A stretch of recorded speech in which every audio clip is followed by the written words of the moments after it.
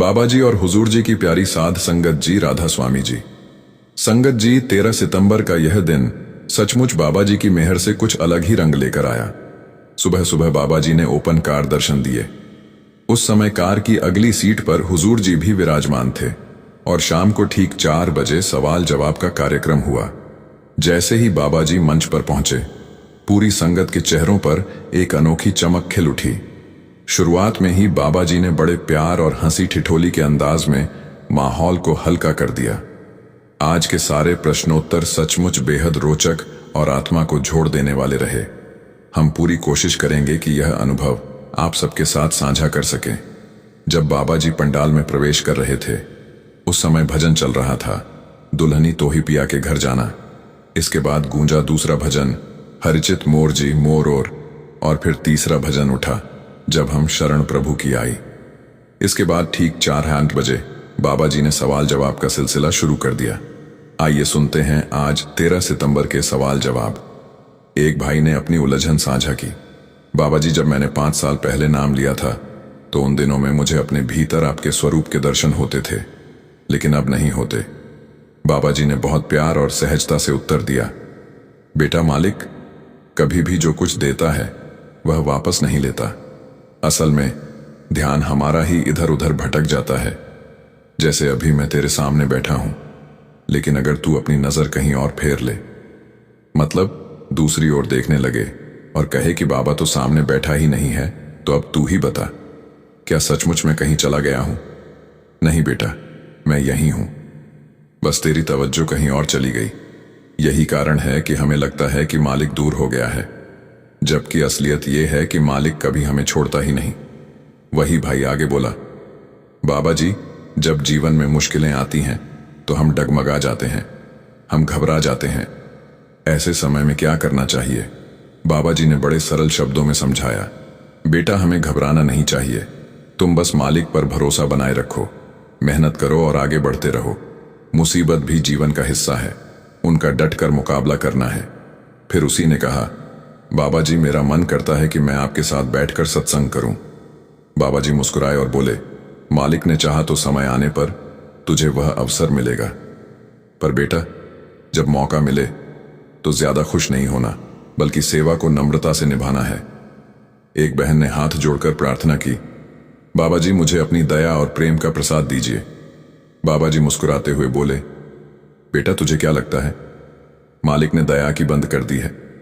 उसकी कृपा तो दिन रात बरस रही है। वह तो हमेशा से देता आया है और उसका खजाना कभी खत्म नहीं होता। थकना तो उसकी फितरत में ही नहीं। बस समस्या यह है कि हमें पहचान ही नहीं होती। हम समझ ही नहीं पाते कि पहले से ही कितना कुछ मिल रहा है और मालिक से और मांगते रहते हैं। फिर एक और भाई ने अपनी पीड़ा व्यक्त करते हुए कहा, बाबा जी, अब इस संसार में मेरा कोई रिश्ता नाता नहीं बचा। सब रिश्ते छूट चुके हैं। अकेला रह गया हूं। आपके अलावा हमारा और कोई सहारा नहीं है। आप ही हमारी सबसे बड़ी आस हो। आप ही दया करें। बाबा जी ने मुस्कुराते हुए बहुत सहज ढंग से समझाया, बेटा, यह रिश्ते नाते एक दिन टूटने ही हैं। इंसान सोचता है कि परिवार, दोस्त या रिश्तेदार ही उसके अपने हैं, पर हकीकत यह है कि मालिक के अलावा किसी का साथ स्थायी नहीं। बाकी सब कभी भी साथ छोड़ सकते हैं, लेकिन मालिक कभी जुदा नहीं करता। इसलिए घबराने की कोई जरूरत नहीं, बस मालिक पर भरोसा रखो। इसके बाद किसी ने पूछा, बाबा जी, मैं जब ध्यान के लिए बैठता हूं तो 10-15 मिनट में ही मन भटकने लगता है, इससे ज्यादा टिक ही नहीं पाता। बाबा जी ने बहुत सादगी से मार्गदर्शन दिया, बेटा, जितनी देर बैठ सकते हो उतनी देर सही, लेकिन ढंग से बैठो। धीरे धीरे समय बढ़ाने की कोशिश करो। 5 मिनट जोड़ते चलो।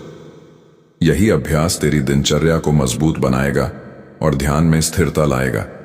हर रोज 5 मिनट बढ़ाओगे तो एक दिन 2.5 घंटे बैठना आसान लगने लगेगा। इसके बाद एक भाई भावुक होकर बोला, बाबा जी, आज का दिन मेरे लिए बहुत खास है कि आपने मुझे प्रश्न पूछने का अवसर दिया।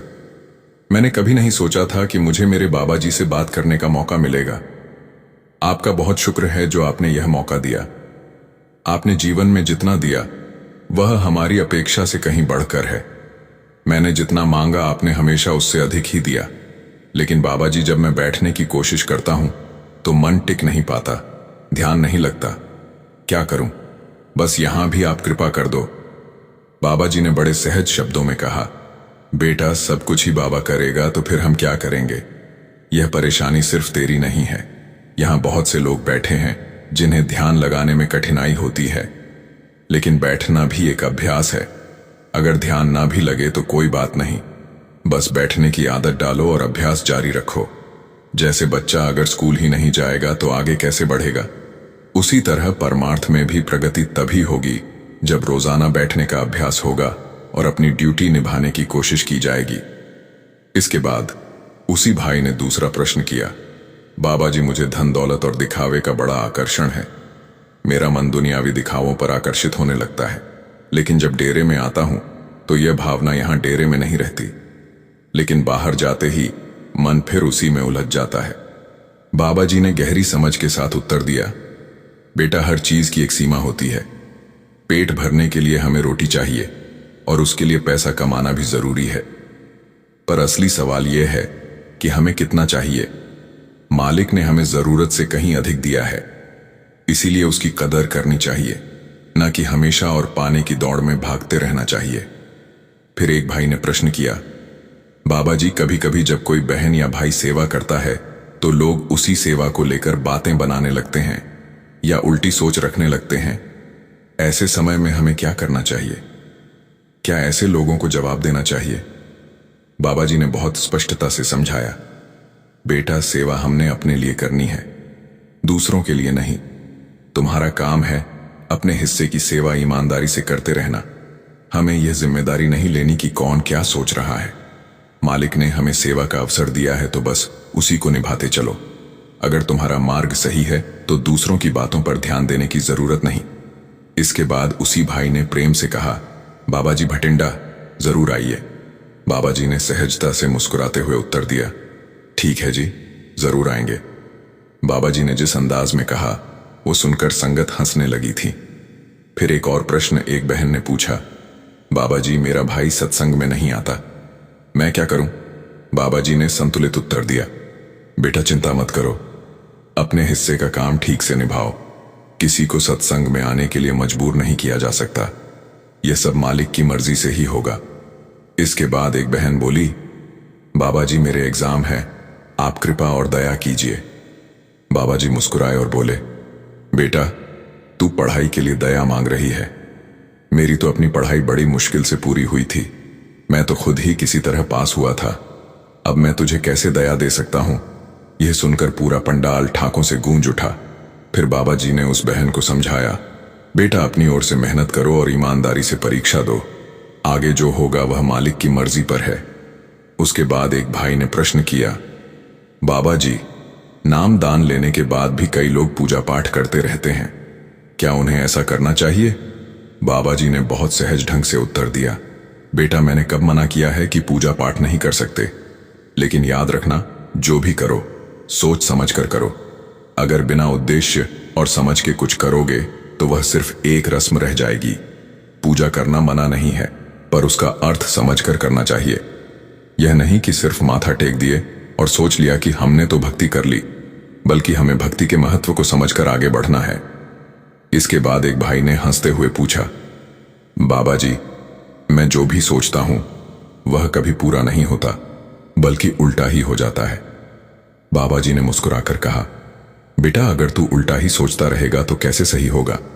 हमेशा अच्छा सोचना है, पॉजिटिव सोचना है, होना ना होना वो उसकी मर्जी है, लेकिन अपनी सोच को हमेशा अच्छा रखना है। इसके बाद एक भाई ने निवेदन किया, बाबा जी जब भी मैं भजन के लिए बैठता हूं तो मुझे नींद आ जाती है। रोज सोचता हूं कि आज भजन सिमरन जरूर करूंगा, लेकिन बैठते ही आंखें भारी होने लगती हैं, नींद आने लगती है, चाहे कितनी कोशिश करूं। बाबा जी हंसते हुए बोले, बेटा यह तो अच्छी बात है, तुझे तो बिना कुछ करे ही नींद आ रही है, नहीं तो आजकल लोग नींद के लिए दवाइयां खाते हैं। तुम्हें तो भजन ऐसा मिला है कि बैठते ही नींद आने लगती है, तुम्हें तो दवा की जरूरत भी नहीं। बाबा जी की यह बात सुनकर पूरी संगत ठहाकों से गूंज उठी। फिर एक भाई ने पूछा, बाबा जी आप सत्संग में बताते हो कि नाम के साथ ही सृष्टि की रचना हुई है, आखिर यह नाम क्या है? बाबा जी ने बहुत प्रेम से उत्तर दिया, बेटा नाम एक शक्ति है, उसी ऊर्जा से, उसी शक्ति से यह पूरी सृष्टि संचालित हो रही है। नाम से ही सब उत्पन्न हुआ है और नाम में ही सब अंततः विलीन हो जाएगा। नाम वह ताकत है जिसके बिना किसी भी वस्तु का अस्तित्व संभव ही नहीं। और फिर बाबा जी ने कहा, नामो उपजे नामो बिन, से नाम से ही यह संसार शुरू हुआ और नाम में ही विलीन हो जाएगा। फिर एक भाई ने बड़े भाव से प्रश्न किया, बाबा जी क्या मृत्यु के कारण अलग अलग होते हैं? अगर हां, तो फिर अहमदाबाद में हुए उस हादसे को कैसे समझें, जहां अचानक एक विमान दुर्घटना में 262 लोग एक साथ दुनिया छोड़कर चले गए। बाबा जी ने गंभीर स्वर में समझाया, बेटा, हर इंसान अपने अपने कर्मों की गठरी लेकर आता है। जब तक वे कर्म चलते रहते हैं, जीवन भी चलता है। लेकिन जैसे ही कर्म पूरे हो जाते हैं, मृत्यु अपने आप आ जाती है। मौत कोई दुर्घटना या संयोग नहीं होती, वह तो बस एक बहाना है, एक माध्यम है। जब मालिक की इच्छा होती है कि अब आत्मा को अपने पास बुलाना है, तो चाहे हालात जैसे जैसे भी हो, वह उसे बुला लेता है। कभी कभी ऐसा होता है कि सैकड़ों लोग एक ही घटना में एक साथ चले जाते हैं। यह सब उनके कर्मों के हिसाब से पहले से तय होता है। फिर वही भाई आगे बोला, बाबा जी, मैंने एक वीडियो देखा जिसमें पाकिस्तान में बाढ़ आई थी। एक ही परिवार के 32 सदस्य थे। सरकार ने कोई मदद नहीं की और 1 महीने के भीतर सबकी मृत्यु हो गई। आखिर ऐसा क्यों हुआ? क्या उनका जाना ऐसे ही लिखा था? बाबा जी ने बड़ी शांति और करुणा से उत्तर दिया, बेटा, इस संसार में आना और जाना मालिक के हुक्म से होता है। जिस क्षण आत्मा इस दुनिया में आती है, उसी क्षण उसका जाने का समय भी लिख दिया जाता है। जब वह निर्धारित घड़ी आ जाती है, तब चाहे हालात अनुकूल हो या प्रतिकूल, चाहे कोई सहायता मिले या ना मिले, आत्मा को लौटना ही पड़ता है। इसमें किसी पर दोष लगाने की गुंजाइश नहीं है, क्योंकि यह सब पहले से ही तयशुदा होता है। मालिक की रजा से ही सब कुछ घटित होता है। फिर एक बहन ने पूछा, बाबा जी, जब हम मंदिरों या धार्मिक स्थलों पर जाते हैं और वहां किसी देवी देवता का अनुभव होता है, तो क्या यह सच होता है? बाबा जी ने सहजता से समझाया, बेटा, यह सब मन की अवस्थाएं होती हैं। कई बार पिछले जन्मों के संस्कार और प्रभाव हमारे साथ चलते रहते हैं। जब हम किसी पवित्र स्थान पर जाते हैं, तो वही प्रभाव जागृत हो जाते हैं और हमें लगता है कि कोई विशेष अनुभव हो रहा है। लेकिन परमार्थ यही सिखाता है कि इन सब प्रभावों से ऊपर उठकर आगे बढ़ो। यह तभी संभव है जब मन लगाकर नियमित भजन सिमरण किया जाए और मालिक से जुड़ने की कोशिश की जाए। इसके बाद वही बहन पूछने लगी, बाबा जी, कई लोग कहते हैं कि कोई ज्ञानी या ज्योतिषी हमारे पिछले जन्म बता सकता है। क्या इसका कोई लाभ होता है? बाबा जी ने गहराई से उत्तर दिया, बेटा, मान लो किसी ने हमें पिछले जन्म की सारी बातें बता भी दी, तो उससे बदलेगा क्या? क्या हम सचमुच उसे सीख लेंगे? शायद नहीं। सोचो, आज हर कोई जानता है कि एक दिन मौत आनी है, लेकिन क्या सिर्फ यह जान लेने से लोग गलत काम करना छोड़ देते हैं? नहीं, सबको मालूम है कि मृत्यु निश्चित है, फिर भी लोग बुरे कर्म करते रहते हैं। उसी तरह अगर हमें पिछले जन्मों का हिसाब भी मिल जाए, तो उससे हम और ज्यादा उलझ जाएंगे, खुद को सुधारने के बजाय पीछे रह जाएंगे। इसके बाद वही लड़की मुस्कुराते हुए बोली, बाबा जी, जब मेरी शादी का समय आएगा, तो जब मैं लड़का देखूं, तो कृपा करके आप मुझे अंदर से कोई इशारा दे देना कि यह लड़का मेरे लिए सही है या नहीं। बाबा जी हंसते हुए बोले, बेटा, शादी भी एक किस्म का जुआ है। यह पूरी तरह किस्मत पर निर्भर है। शादी पिछले कर्मों का लेन देन ही तो है। कभी जीवन साथी अच्छा मिल जाता है, तो कभी हालात अलग होते हैं। लड़की ने फिर कहा, बाबा जी, एक छोटी सी रिक्वेस्ट है। बाबा जी ने हां में सिर हिलाया। वह बहन बोली, बाबा जी, कृपया डेरे में लीची का जूस शुरू करवा दीजिए। मुझे लीची का जूस बहुत पसंद है। यह सुनकर बाबा जी हंस पड़े और सारी संगत भी हंसने लगी थी। फिर बाबा जी बोले, अब मेरे पास यही काम रह गया है कि लीची का जूस शुरू करवाऊं। पहले से ही इतने तरह के जूस बाजार में मिलते हैं, मैं तो सोचता हूं कि वह सब भी बंद करवा दूं। फिर इसी लड़की ने एकदम अलग सवाल पूछ लिया, बाबा जी, मन बहुत चाहता है कि मैं भी भजन सिमरण करूं, इसीलिए आप मुझे नामदान दे दीजिए। बाबा जी ने मुस्कुराकर उत्तर दिया, बेटा, अभी तो तुम्हारा मन लीची के जूस में ही फंसा हुआ है। अब अचानक भजन सिमरण में पहुंच गया। जब यह दुनियावी मोह हटेगा, तब तुम सच्चे अर्थों में नामदान के योग्य बनोगी। जब तक मन सांसारिक चीजों जैसे लीची में अटका रहेगा, आत्मिक प्रगति में रुकावट बनी रहेगी। और अगर मन बार बार वहीं भटकेगा तो अगला जन्म भी उसी ओर खींच जाएगा। हो सकता है कि अगली बार तुम्हें लीची का ही रूप मिल जाए। यह सुनते ही पूरी संगत जोर से हंस पड़ी और वातावरण आनंद से भर गया। संगत जी, ये थे आज शाम 4 बजे यानी 13 सितंबर शाम 4 बजे के सवाल जवाब। संगत जी, ये कुछ सवाल जवाब और हैं जो बीते दिनों में हुजूर जी के साथ हुए थे। यह भी आप अब सुनते जाइए। ये सवाल जवाब बीते दिनों में विदेश में हुए थे। एक बीवी ने हुजूर जी से निवेदन किया, हुजूर जी, कुछ दिन पहले मेरा एक्सीडेंट हो गया था। मुझे अस्पताल में कई दिन रहना पड़ा। पहले मैं नियमित सिमरन करती थी, पर अस्पताल में भर्ती होने के बाद मेरा ध्यान बंट गया और सिमरन छूट गया। क्या यह भी मेरे कर्मों का हिसाब ही है? हुजूर जी ने बहुत शांति और करुणा से उत्तर दिया, बीबी जी, इस संसार में हमें जो भी सुख दुख, खुशी या तकलीफ मिलती है, सब हमारे ही पूर्व जन्मों के कर्मों का नतीजा है। अगर कोई परेशानी आई है तो वह भी कर्मों के कारण ही है, और अगर कोई सुख मिला है तो वह भी उसी हिसाब से है। इसीलिए घबराने की जरूरत नहीं है। एक्सीडेंट होना था सो हो गया। अब उसे बार बार सोचकर मन को परेशान मत करो। सिमरन दोबारा शुरू करो, मालिक की रहमत जरूर होगी। लेकिन याद रखना, सिमरन करना या ना करना खुद कर्मों का हिसाब नहीं है। अगर हम ये सोचकर बैठ जाएं कि मेरे साथ दुर्घटना हुई इसलिए सिमरन नहीं हो पा रहा, तो फिर हम अपने कर्मों का बोझ हल्का नहीं कर पाएंगे। मालिक हमारी परिस्थिति को जानता है, हमारी कमजोरी को समझता है। इसीलिए जरूरी है कि हम कोशिश जारी रखें। मालिक कोशिश को देखता है और उसी पर कृपा करता है। इसके बाद एक सेवादार ने प्रश्न किया, हुजूर जी, मैं अक्सर एक पंक्ति सुनता हूं, गुरु समान नहीं दाता। क्या गुरु और दाता एक ही हैं या इनमें कोई अंतर है? कृपया मेरी शंका दूर कर दीजिए।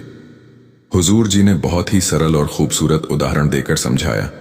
मान लो एक क्लास है जिसमें केवल एक ही प्रोफेसर पढ़ाता है और उसमें 60 विद्यार्थी हैं। अब उन बच्चों में से 20 ऐसे होते हैं जो पढ़ाई को गंभीरता से नहीं लेते, इसीलिए अच्छे अंक भी नहीं ला पाते। अगले 20 विद्यार्थी मेहनत तो करते हैं, लेकिन उनकी क्षमता औसत होने के कारण नतीजा भी मध्यम रहता है, और बचे हुए 20 छात्र पूरे मन से, पूरी श्रद्धा और लगन के साथ प्रोफेसर की बातों पर अमल करते हैं। नतीजा यह होता है कि वही जीवन में बड़ी सफलता हासिल कर लेते हैं। अब आप एक बात समझो कि उन 60 बच्चों का प्रोफेसर तो एक ही है, उसके पढ़ाने का तरीका भी एक है, लेकिन फर्क विद्यार्थियों की समझने और अपनाने की लगन में है। बिल्कुल इसी तरह सद्गुरु भी सभी को समान शिक्षा देता है, मगर जो शिष्य प्रेम, विनम्रता और पूरी श्रद्धा से उस शिक्षा को आत्मसात करता है, वही सच्चे अर्थों में लाभ उठा लेता है। ऐसे शिष्य अपने गुरु को ही परमात्मा मानने लगते हैं और उनके चरणों में ही सिर झुका देते हैं। जब शिष्य पूर्ण समर्पण से गुरु के साथ जुड़ जाता है तो उसे अनुभव होता है कि वही गुरुदाता भी है, क्योंकि भगवान को किसी ने सीधे नहीं देखा। मालिक का अनुभव तो गुरु के जरिए ही होता है। यही कारण है कि कहा गया है, गुरु समान नहीं दाता। फिर एक भाई बोले, हुजूर जी, मैंने अक्सर एक पंक्ति सुनी है, प्यासी आंखियां गुरु दर्शन की प्यासी। इसका सही अर्थ क्या है?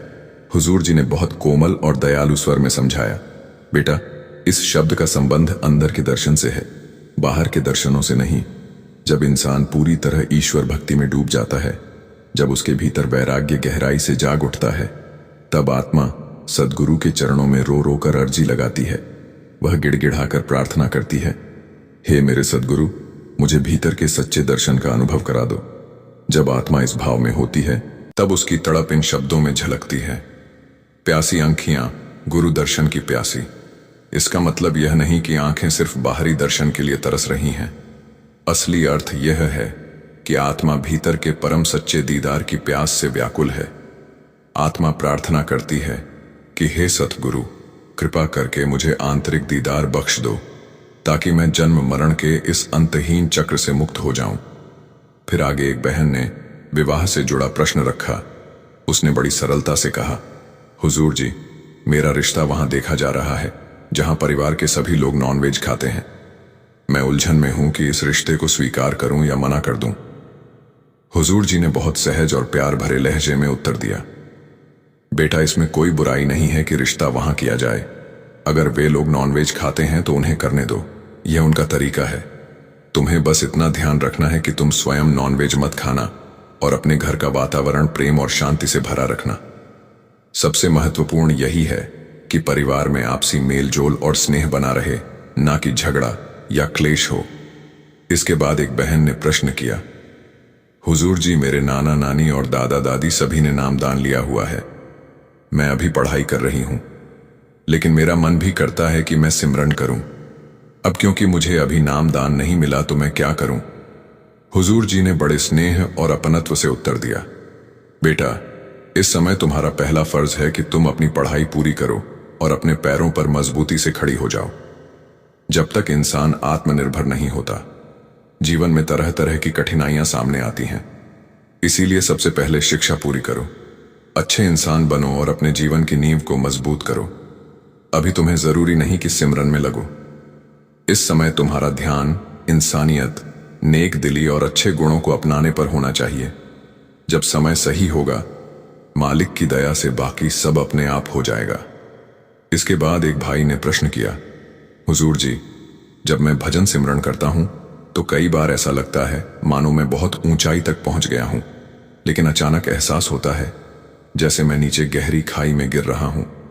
उस वक्त डर इतना बढ़ जाता है कि मेरी आंखें खुल जाती हैं और मैं सिमरन बीच में ही छोड़ देता हूं। हुजूर जी, ऐसा क्यों होता है? हुजूर जी ने बड़े सरल और सहज ढंग से समझाया, बेटा, क्या कभी तुमने सुना है कि कोई इंसान भजन सिमरन करते करते सचमुच किसी खाई में गिर गया हो?